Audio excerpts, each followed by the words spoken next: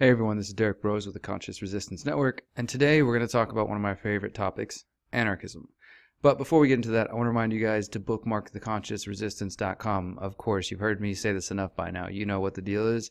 This is the place to get all of our latest content. Of course, to find out more about Smart Cash, you can get a discount on Acapulco tickets if you're going out there in February, where I will be speaking.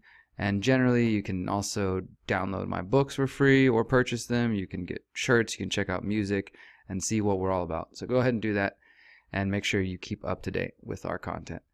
So as I said, we're talking about anarchism today, which is one of my favorite topics. But even if you're not an anarchist, I do think this video has something to say for many of us. Because the deeper topic that we're getting into here is principles and living by your principles and the struggle to live by your principles in a very unprincipled world, to be free in an unfree world, these kinds of sentiments. And what I mean by this is that if you, let's say, I know again I'm speaking as an anarchist, but I think that this could be applied in many different situations. Just anybody who tends to have more morality and principles tends to make compromises in this world, or are kind of compelled to, coerced to, and in some cases directly forced to work against their own ends and their own values and their own principles. But specifically as anarchists, as people who don't want to use government, don't want there to be a centralized state, who are against force, violence, and coercion in all relationships and strive to live that life, and obviously we're very far from that world, there's some difficulties and some struggles that come along with that. And specifically even further, as an agorist, as one who tends to prefer and tries to not pay taxes or use the black and gray markets and avoid the state at any cost and then create new things, that's even more difficult. In fact, I've learned that the founder of agorism, the philosophy of agorism, Samuel Konkin III, if you go listen to his funeral and people talking at his funeral, they basically discuss how different people had to help him in his life because he was essentially broke. He was poor. And it's kind of, I think, a joke out there, the poor anarchist, right? Especially in this days of social media, where some people live off donations and things like that. And obviously, if everything's voluntary, there's nothing wrong with receiving support, as I do myself. But I think there's that mindset that, like, oh, the poor anarchist that just needs help. And apparently that's been kind of a thing for a couple 100 years, at least 150 years now. I found this study here, which is on JSTOR, which, by the way, JSTOR is a whole other topic. We'll have to talk about that one day. But it's called The Quagmires of Necessity, American Anarchists and Dilemmas of Vocation.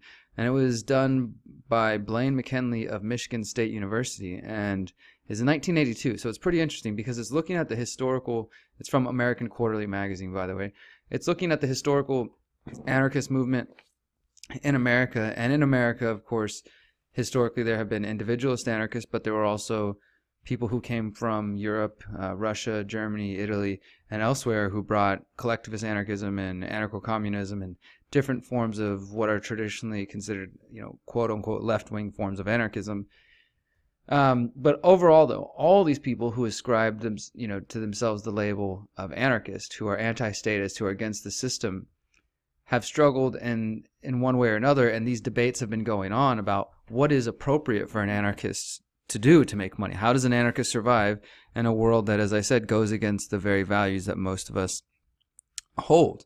Now, in the 2000s, which is, we're pretty far away from what people would call themselves anarchists, I think. Not completely far away, but definitely there are some different ideas behind what anarchism is and what an anarchist can be. Of course, this is all part of the current debate, right?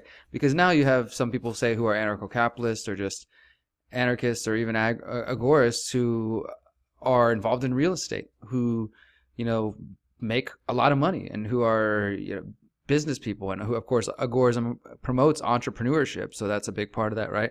So I don't think that the idea of being an anarchist is that money is inherently wrong. Now, there may be some who disagree with that, like anarcho-communists and others who want to abolish currency altogether.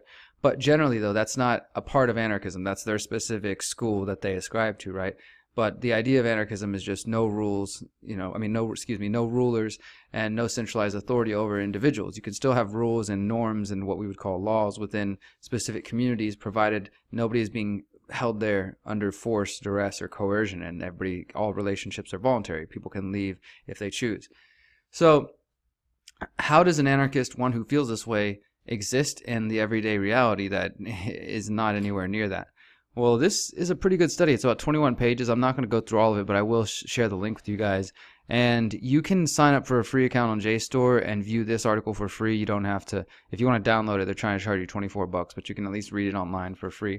And it's definitely worth your time. I'm just going to read a little bit from here, and I want to hear your thoughts and opinions out there because, again, I think this is an ongoing debate about who is a real anarchist, right? But are there certain things, like would you say that a drone pilot, some guy who's working in the military and is sitting in, the bases of Nevada inside some little office building, dropping drone bombs and potentially killing innocent people in the process, can that person claim to be an anarchist? Are there any limits to are there disqualifiers? Like, I would say so, that like if your very job goes against principles of what anarchism is supposed to be about, then that kind of contradicts it, right? But others would say no. Like, there are people I know who are within the government who are anarchists, and or there are cops that are anarchists, that doesn't mean that there can't be people who are kind of caring about freedom and awake, and maybe they like the ideas of anarchism, but I wouldn't say you're an anarchist if you're working for the government. I mean, that just kind of contradicts itself. But so let's read a little bit through this. It says, despite considerable interest in anarchists among historians during the past decade, until now no one has investigated the difficulties in their attempts to select ways of making money in a seemingly corrupt society. As men and women whose aspirations contrasted with those of most Americans, the anarchists saw the contradictions and inequalities of modern America. Living and thinking beyond convention, they offered a unique viewpoint on their times and experienced tensions that illuminated American society. Uncomfortable with the present, they remained torn between the simpler past and the possible future. Tactically, they wavered between involvement in the trade union movement and withdrawal to anarchist communities. Always eclectic in ideology, even those committed to Kropotkin's communism clung to elements of individualism in their ideas and lives. So it goes on to describe the different traditions of American anarchists, including foreigners, and then those from the Thoreau tradition, and then German, Jewish, and Italian immigrants, and how some of them had roots in abolitionism, free thought, and the labor movement, as well as the free love movement. And it's just really interesting when they start to look at what it is that the commonalities that exist between how anarchists go about these different things, right? So I want to read you this part here. It says, to anarchists, the goal of the ethical life was to live in harmony with one's principles and to reduce inconsistencies so that one could be an aspiration to others. And I absolutely agree with that. That's why, I try to live my life the way I do. And obviously, I'm not perfect, but try to live up to certain principles and not just talk about them, but embody them. The ethical emphasis on unifying theory and practice influenced anarchists' idea and behavior regarding the question of vocation, the task of harmonizing or at least balancing the need to earn a living in American society with the desire to change society, the society that led anarchists to accommodations in ideology and behavior, to personal tensions, and to often bitter debates and divisions between purists and pragmatists within the small group of American anarchists. So even back then, have some heart in the fact that when people see these online debates going on, like, oh my God, the anarchist community or the truth community or just the libertarian community or whatever subset you're a part of, and you see this debate and people say, this is division, we just need to unify. But this has been going on for a long time. This is how ideas develop. Obviously, some of these debates never end, and they've been going on. But it's interesting they say that, some anarchists will kind of make accommodations in their ideology and behavior, maybe say, well, I did think that, but now this is the reality. Or there's personal strife between them, or bitter debates and divisions between those who are like, no, we can't participate in this, the pure anarchists, and those who are like, no, we have to make these compromises. So which group do you fall in? And let's continue here. It says, in general, the anarchist theory of work stressed that no one should live as a parasite off the work of others. One should neither submit to the demands of an employer nor especially demand labor from another. Now, that's more of kind of a left-wing kind of anarchist socialist view as far as the labor aspect. Again, from the Agorist perspective, it's perfectly okay and encouraged to be an entrepreneur. And I myself, I've worked for other people in the wage slave type thing, like having like a boss above me, which I don't like and I probably could never go back to. unless it's just me voluntarily contracting with another person and we're equals, not like some boss hovering over me. I haven't done that since 2010. I could never do it again. But as an entrepreneur, I started a gardening business, and then I hire other friends and people, and we split the money, so we're kind of equal in the whole process. But I'm not like lording over them in any way. It's not this like authoritarian kind of boss employee relationship as sometimes it can be. So I don't think that's like inherently against anarchist values to work for other people and hire people. But I have had people tell me that, like, oh, if you hire somebody, there's exploitation involved in that. And I don't get that. So it says, working in itself is not against anarchist principles, but supporting capitalists and politicians who do not produce real wealth was seen as unanarchistic because of the degrading condition that this entails upon the worker. And so this talks about how Alexander Berkman, who was a well-known anarchist who advocated violence back in the day, he was employed as a wage slave, and he found himself in a dilemma because he opened a printing press, and according to Emma Goldman, he could not get a union label because as a compositor, he was not permitted to do pressman's work. But to employ a pressman would have been exploitation. Again, that's their view, is that employing somebody is exploiting them. And rather than living off the labor of others or doing non-union jobs, he just gave up his shop. Now, that's an example to me of like, wow, your principles forced you to abandon that. But I mean, I would say that's a wrong principle. I don't think it's inherently wrong for him to hire a pressman to help him out with it. That's not, if he's paying the guy, they're exchanging. There's a voluntary arrangement. Hey, I want to trade you your time, your labor, for these pieces of paper that you can go spend elsewhere. And if he says, yeah, cool, I'm down with that, then what's wrong with that? So it says, now this is the interesting stuff here. While most anarchists were probably wage laborers, prominent anarchists tended to fall into 4 occupational categories, all of which gave them some freedom from the hierarchical structure of American capitalism and allowed them to rely more upon voluntary purchases of goods or services than upon hourly wages. So these are the 4 different occupations that most anarchists tended to fit in back in the 1800s, late 1800s, and you could even say this continues into today. It says some anarchists entered skilled trades, especially printing. Others engaged in professions, such as Michael Kahn, who was apparently an anarchist who was also a doctor. And some of these were well off, like wealthy people who, again, so these are wealthy people calling themselves anarchists.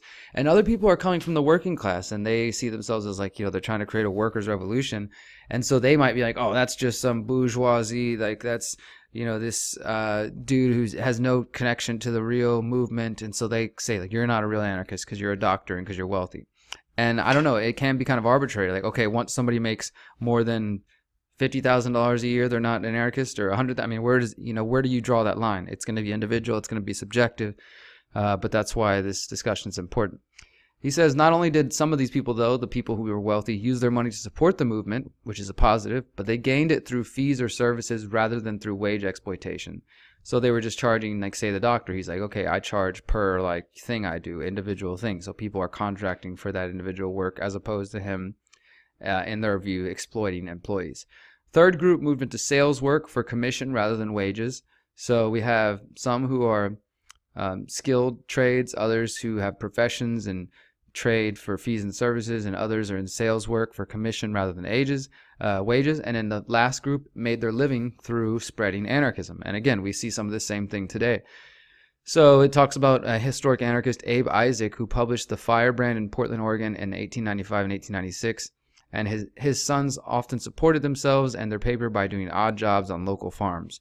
So these are some of the things that, again, like as an agorist, you tend to do different types of work because you're trying to work under the table, off the books, and you're not trying to be at one single place like slaving away. At least most of us. Again, there's probably exceptions to this. I know there's exceptions to this. And so you're going to have a different lifestyle as well, because that's the thing, is like choosing to be a principled person. This is something I've been kind of struggling with or battling with recently, is the fact that it really does suck that in this world, I think that the more principled you try to become, the more isolated you become. Because when you really get down to it, if you start to like reject different things, like, oh, I can't support that company because they're doing this, so then you're having to get rid of or opt for different things. And on principle, you might be like, cool, like I'm using this alternative platform or this alternative company that's, better and doesn't do all these crappy things that go against my values. But now I've isolated myself from the quote unquote normal mainstream average world, right? And so I've noticed that being a principled person can be an isolating thing, where it does take you away from the mainstream a little bit. So the possibility of an anarchist being a lawyer sparked a major ideological debate that appeared in anarchist journals concerning honorable anarchist vocations. So again, back in the day, people discussing who could be an anarchist. It says opponents of the rule of law, which I don't necessarily think that that's the case. I wouldn't say that all anarchists are against the rule of law per se. We're against the state's rule of law and the way that they've twisted it. But there will always be some form of norms or what we could call law, even in an anarchist commune or collective or agora or co-op or whatever. But it says anarchists viewed law as a product of the state. That's true. The engine of force and violence they hope to destroy. In addition, laws produce conformity rather than autonomy. And that's true. Laws do produce conformity to the state's desires rather than autonomous individuals making their own choices. I would disagree that when he says just the language here, really, it's a semantic thing. The engine of force and violence that the anarchists hope to destroy. But again, as agorists, we're not trying to destroy anything. Obviously, we think that the state's going to collapse and there will come a time and a place for defense and maybe kind of this, we'll see what happens. But generally, our goal is to build something better as opposed to like trying to destroy or overthrow. We just build something better. In addition, laws produce conformity rather than autonomy. Yes. So it says a fierce and personal debate raged during the first 6 months of 1900 in Free Society, the most important communist anarchist periodical prior to the founding of Emmett Goldman's Mother Earth in 1906. And the debate was around a staff member of Free Society who attacked another anarchist who was more of an individualist anarchist in the Benjamin Tucker variety on his insistence of becoming a lawyer, and said for, quote, adopting a profession which is the foundation of the principles he and all of us disavow. So they went back and forth in different people, and it apparently caused a big split about whether or not this dude should be a lawyer. And apparently some of the people who call themselves anarchists are Harvard-educated lawyers, and again, some of them can help out with connections they have, or they can maybe, and I hate this to say this because I don't really buy this, but in the views of some people, like, they add credibility, right? You have to have the intellectual class. And so this is also, I think, a bigger picture here as far as some of the division that happens. That in movements, you have this idea that you have, and especially in the kind of left-wing movements and the working class movements, the idea that you have to create class consciousness, right, or working class consciousness. And once they become conscious that they have the power, then they can kind of revolt or change things. But then in the meantime, you have the intellectual class who tend to be maybe more wealthy. Not always, because some intellectuals are just poor people with good ideas. But say the intellectual wealthy class who can afford to go out there and to do this full-time thing and spread these messages. But also when you look at people like Emma Goldman and others, I've done research on this, the people who are the professional anarchists, a lot of them survived by backing from wealthy financiers who helped them do tours and, you know, speaking events in different countries. And this is, you know, back in the 1900s. So that it was not just an easy task. So they had funding in many cases. And a lot of them did, you know, barely live just check to check or meal to meal. Some of them were very broke and poor for a lot of their lives. Others obviously were not. But I just wanted to go over this. I'm going to share this link below with you guys and you can check it out on your own. I find it very interesting. I'm a big nerd for this kind of stuff. But what do you think about this? What are your thoughts and ideas on living by your principles? And, you know, should you go broke for your principles? Should you, you know, should you rearrange your whole life for your principles? Does it mean that much to you? Or is it just something more that you kind of aspire to or hope to, but you see that the state is there and so it's not possible? I mean, what are your thoughts? For me, if we don't actually make moves towards living by our principles, then we're never going to get there. If we just think about them in this kind of like figments of our imagination that maybe someday they're just randomly going to take place, then they're not going to happen. The only way to actually see our principles and the values we hold play out in the real world is to live by them every day as much as possible. And that's what the holistic anarchist message is all about. So look into that, look into our work and see what we're promoting here, which is definitely principled action. And let me know what you guys think. I'd love to hear your thoughts. And that's it for today. Thank you guys for listening. Remember, you are powerful, you are beautiful, you are free. Peace.